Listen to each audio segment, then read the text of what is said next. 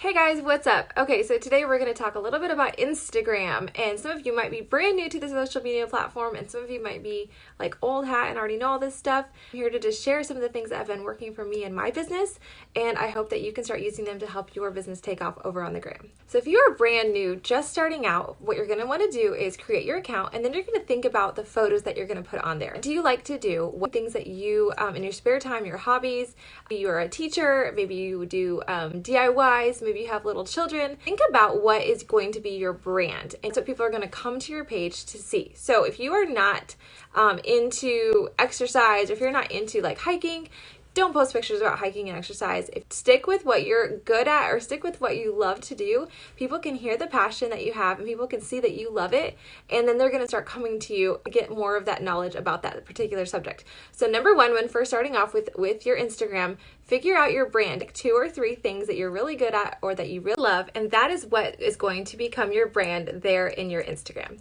Instagram is different than Facebook in the fact that it is not something where you just post any old picture on your photo reel. It's something where people come to look through your feed and see pretty pictures. So your actual feed is going to look nice. It's going to look cohesive. Your pictures are going to be like the nice pictures, clear resolution, bright lighting. That's something that you're going to want in your feed. Later, we're going to talk about stories, and that's where all of the other fun everyday photos are going to go. Number 2, we're going to talk about liking and adding value to other people. Your feed, as you scroll, you will see your friends and the people that you follow and their photos that they have posted for that day. In order to add value or bring them benefit in the algorithm, you need to comment at least 5 words, and that will count in the algorithm as an actual conversation and not just a passing comment. The more that you like and comment on other people's photos, the more chances are that they're going to take notice of your account and maybe come over, spread some love, comment on some of your photos, and maybe even give you a follow. Number 3, eliminate salesy posts and most product pictures, like capsules in your hand and have a pretty picture with flowers on your table, or collagen in your coffee cup, whatever it is. Bring the product out and open it up and show it to us. In stories, that's okay, and that's what we all do, of course, but in your actual feed, as people scroll down, you really don't want to have a lot of advertisements with Plexus graphics or just bottles of products sitting everywhere. So number 4, accept friend requests and message back immediately. If somebody reaches out and friends you, and especially when you're first starting your account, follow them if it's somebody whose content you like, and then message them immediately and say, thank you so much for your follow. That's so sweet of you. I'm Kate. Like, basically start a conversation with them to get that ball rolling. You notice they mentioned something our products can help with, do a post directed at them. So say you hear your friend Susie is always talking about migraines, I'm gonna put up a product that helps with migraines. Know your audience and target those people. Reach out and say, hey friend, I'm so sorry about your headaches. Have you ever tried XYZ? And bring in your products there. 2 ways I love to organize everybody in my Instagram, since we know the messenger is just like full of people. You can scroll forever, right? One way is click the flag beside their name. That will remind you as you scroll later that anybody who is flagged is probably somebody that you've reached out to about Plexus, or maybe was interested, voted on a poll. Flag their name. Second way you can do that is actually, once you're in a conversation with somebody, go to their feed, click on one of their recent photos, click the save button over here. And once you click the save button, it's going to come up that says save to collection.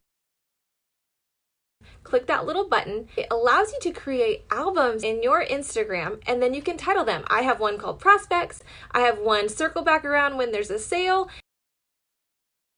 And what I do is I keep those people filed into each of those albums. So when I've got a sale that comes up, boom, I go into that album of saved items. I go straight to those people who wanted the next discount or sale.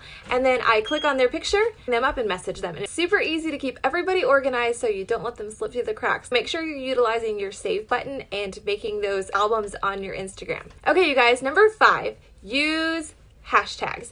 If only for those of you who have an open account or a business account does this apply to. So when you go into your account, you can check to see if you're private. If you are private, people have to request to follow you, and you have to accept them before they're your friend. If you have an open account or business account, people can follow you if they want to.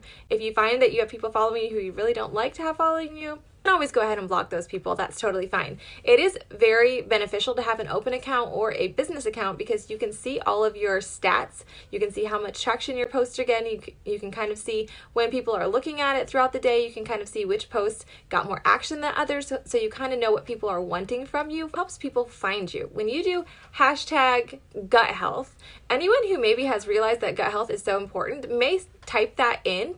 So your post that you've made with that hashtag is going to be in that collection of the hashtag. You can follow hashtags just like you follow people. Also, following new people to grow your cold market is follow hashtags that pertain to what you do in your brand, and then follow people who are following those hashtags. Use your hashtags to your advantage. That's why they're there, and they're a super awesome tool. Right now, the going number of hashtags is between 15 and 30. If you are in a habit of posting a lot about you and your husband, and you have all these sappy posts, you could find about 15 to 20 hashtags that seem like they have a lot of good traction. Save those in the notes of your phone, and then every time you do one of those sappy posts, plug that into the comments, and boom, there's all your hashtags.